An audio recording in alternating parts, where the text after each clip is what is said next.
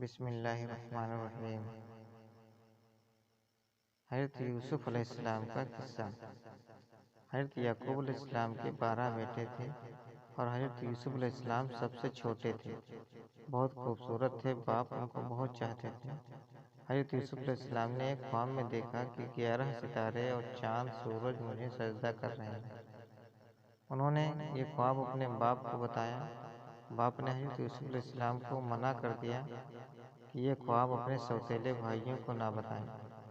حضرت یوسف علیہ السلام کے سوتیلے بھائیوں نے مل کر مشورہ کیا کہ ہمارے ابا جان یوسف علیہ السلام کو بہت چاہتے ہیں اور ہم کو اتنا نہیں چاہتے، اس لیے یوسف علیہ السلام کو جان سے مار دیا جائے۔ لیکن ان میں سے ایک نے کہا کہ جان سے مت مارو، بلکہ یوسف کو ایک ایسے کنویں میں پھینک دو جس میں پانی نہ ہو۔ سب نے مل کر یہ ایک بات طے کر لی۔ سب بھائی اپنے باپ کے پاس آئے اور کہا کہ آپ یوسف علیہ السلام کو ہمارے ساتھ کھیلنے کے لیے بھیج دیں۔ ان کے باپ حضرت یعقوب علیہ السلام نے کہا کہ مجھے ڈر ہے کہ کہیں تم کھیل میں لگ جاؤ اور کوئی بھیڑیا جنگل میں اس کو کھا جائے۔ بھائیوں نے کہا کہ ہم ایک طاقتور جماعت ہیں، ایسا کیسے ہو سکتا ہے؟ آخر باپ نے حضرت یوسف علیہ السلام کو بھائیوں کے ساتھ بھیج دیا۔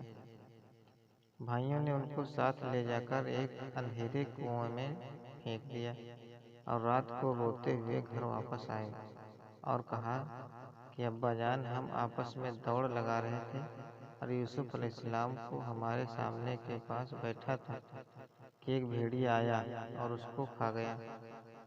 ثبوت کے لیے ایک پرتہ خون لگا کر باپ کو دکھایا۔ بوڑھے باپ کیا کرتے، صبر کیا، خاموش ہو گئے، لیکن بیٹے کی جدائی میں روتے رہتے تھے۔ بچوں، جس کنویں میں حضرت یوسف علیہ السلام کو پھینکا تھا اس کے قریب ہی ایک قافلہ آیا اور انہوں نے پانی نکالنے کے لیے ڈول کنویں میں ڈال دیا۔ دیکھا کہ ایک خوبصورت لڑکا کنویں میں ہے، ان کو باہر نکال لیا، اور جب قافلہ مصر پہنچا تو وہاں پر مصر کے بادشاہ نے ان قافلے والوں کو تھوڑی قیمت دے کر خرید لیا اور اپنی بیوی زلیخا سے کہا کہ اس کو پالو، ہو سکتا ہے کہ ہم اس کو اپنا بیٹا بنا لیں۔ حضرت یوسف علیہ السلام جوان ہو گئے، ان کی خوبصورتی و وجاہت عقل مندی اور بڑھ گئی۔ زلیخا عزیز مصر کی بیوی ان پر فریفتہ ہو گئی اور ان کو ان کے پاس نفس کی جانب میں پھسلانے لگی۔ ایک دن اس نے کمرے کے سارے دروازے بند کر دیے۔ حضرت یوسف علیہ السلام نے یہ حالت دیکھی تو خدا سے پناہ مانگی اور دروازے کی طرف بھاگے۔ زلیخا نے بھی پیچھے سے آپ کی قمیص پکڑ لی، جس سے قمیص پھٹ گئی۔ اس وقت عزیز مصر یعنی زلیخا کا شوہر بھی دروازے پر آ گیا۔ زلیخا نے الٹا الزام حضرت یوسف علیہ السلام پر لگایا اور اپنے خاوند سے کہا کہ یہ شخص تیری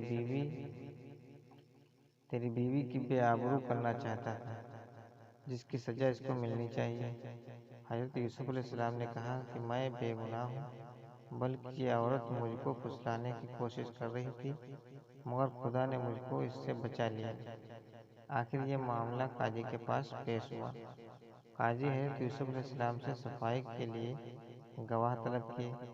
حضرت یوسف علیہ السلام نے عزیز مصر کے خاندان کے ایک معصوم اور ننھے بچے کی طرف اشارہ کیا کہ یہ اس وقت موجود تھا، یہ سچی گواہی دے گا۔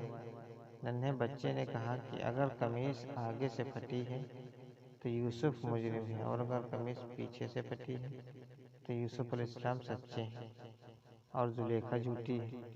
جب حضرت یوسف علیہ السلام کا کرتا دیکھا تو پیچھے سے پھٹا تھا۔